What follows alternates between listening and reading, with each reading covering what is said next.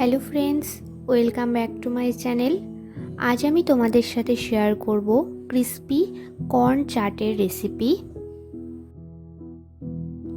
তো কর্ন চাট বানানোর জন্য সবার প্রথমে আমি এখানে নিয়ে নিয়েছি একটি ফ্রেশ ভুট্টা। এবার এই ভুট্টার থেকে দানাগুলো আলাদা করে নেব।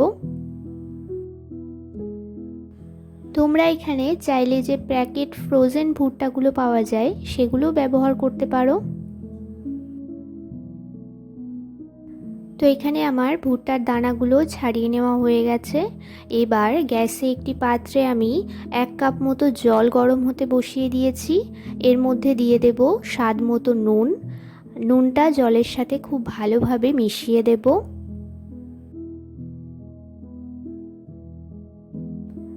জলটা বেশ কিছুটা গরম হয়ে আসলে এর মধ্যে আমি ভুট্টার দানাগুলো দিয়ে দেব।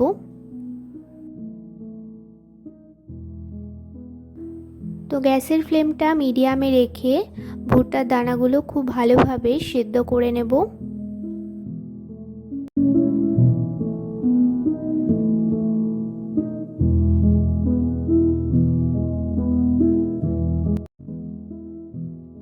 প্রায় 20 থেকে 30 মিনিটের মতো ভুট্টার দানাগুলো সিদ্ধ করে নিয়েছি।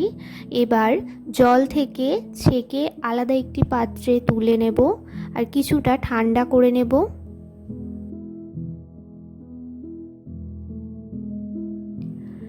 এবার এর মধ্যে আমি দিয়ে দিচ্ছি 2 চামচের মতো কর্নফ্লাওয়ার আর দিয়ে দিচ্ছি অল্প পরিমাণে গ্রেট করে রাখা আদা।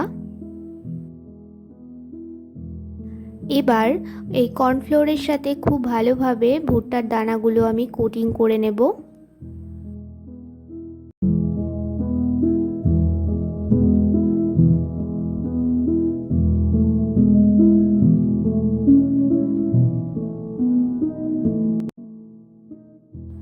তোমরা চাইলে এখানে 1 চামচ ময়দা ও 1 চামচ কর্নফ্লাওয়ার ব্যবহার করতে পারো।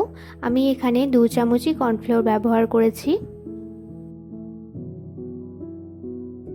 তো কর্নফ্লাওয়ারের সাথে ভুট্টার দানাগুলো খুব ভালোভাবে কোট করে নেওয়া হয়ে গেছে। এবার এগুলো তেলে ভেজে নেব।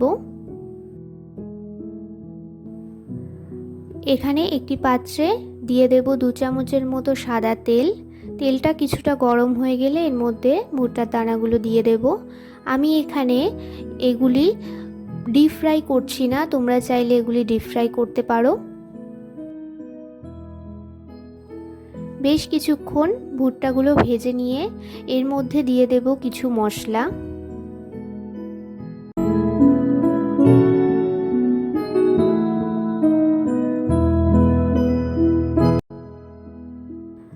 অল্প পরিমাণে দিয়ে দেব গোলমরিচের গুঁড়ো। অল্প পরিমাণে দিয়ে দেব শুকনো খোলায় ভেজে গুঁড়ো করে রাখা ভাজা মশলার গুঁড়ো। এই ভাজা মশলার মধ্যে রয়েছে গোটা জিরে, ধনে, মৌরি, শুকনো লঙ্কা ও তেজপাতা। এগুলি একসাথে শুকনো খোলায় ভেজে গুঁড়ো করে নিয়েছি। এবার বেশ কিছুটা সময় নিয়ে এবং ভালোভাবে ভুট্টাগুলোকে ক্রিস্পি করে ভেজে নেব।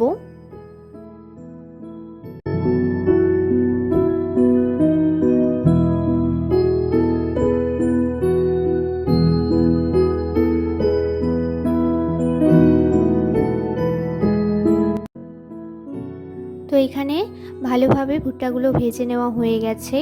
এবার একটি পাত্রে এগুলি নামিয়ে নেব।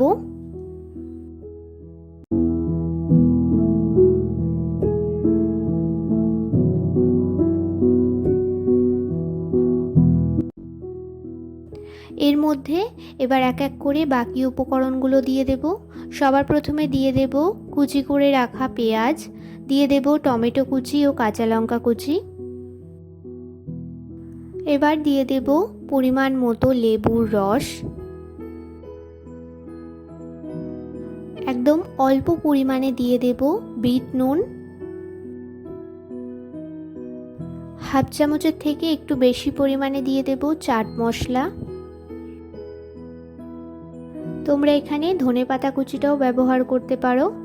তো এবার সব উপকরণগুলো দিয়ে খুব ভালোভাবে চাটটা মেখে নেব।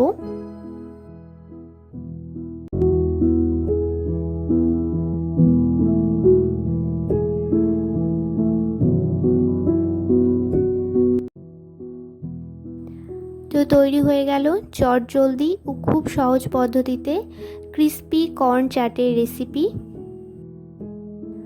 এই রেসিপিটি যদি তোমাদের ভালো লেগে থাকে তাহলে একটি লাইক করে দিও। আমার চ্যানেলে নতুন হয়ে থাকলে চ্যানেলটি সাবস্ক্রাইব করে পাশে থেকো। দেখা হচ্ছে নতুন কোনো ভিডিওতে।